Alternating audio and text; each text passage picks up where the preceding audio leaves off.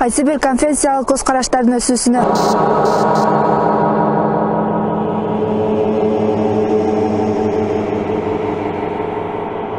Үй бүлө мүчөлөрүнүн ар кандай секталык көз карашта жашоосуна.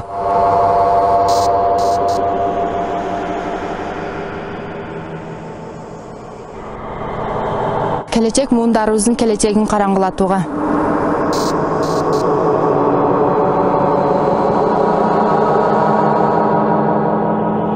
Согуш аракеттери жүрүп жаткан жерлерге барууга.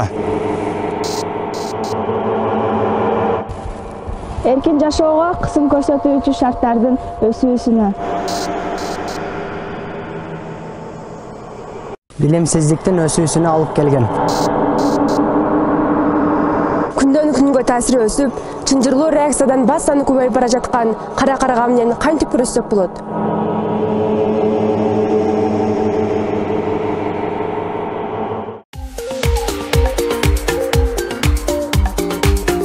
Учурдагы дүйнөдөгү чоң көйгөйлөрдүн бири анын кесепеттери эч бир жакшылыкка алып келбейт.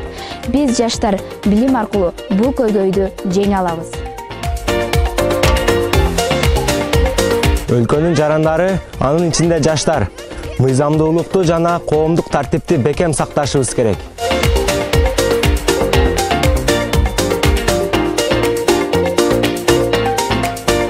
Ар бир жаран өлкөнүн ар тараптуу өнүгүүсүнө колунан келген жөнөкөй салымын кошушу керек. Билген маалыматтар менен бөлүшүшү зарыл. Жөн гана коомдук жайларда тазалыкты сактайлы. Бир гана айлана чөйрөдө таза болбостон, өз жумушубузда, үй бүлөдө жана жүрөгүбүздө тазалык болсун.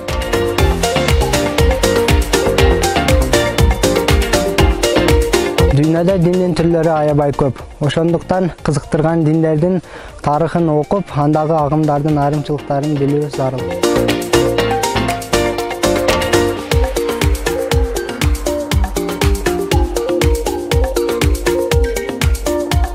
Азыркы технология жана маалымат заманында маалыматтар аябай көп. Алардын ичинен өзүбүздүн келечегибизге керектүүсүн алып, технология жана маалымат тармагында сабаттуу бололу.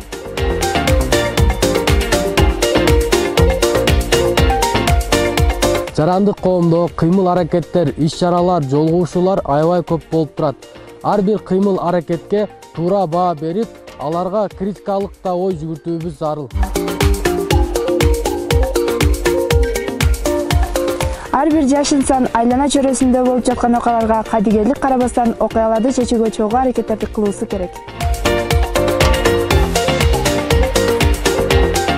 Жаштар өздөрүнө чоңдорду көрүп өсөт эмеспи? Ошондуктан ар бирибиз өз ага инилерибизге, эже сиңдилерибизге, жоро жолдошторубузга үлгүлүү инсан бололу.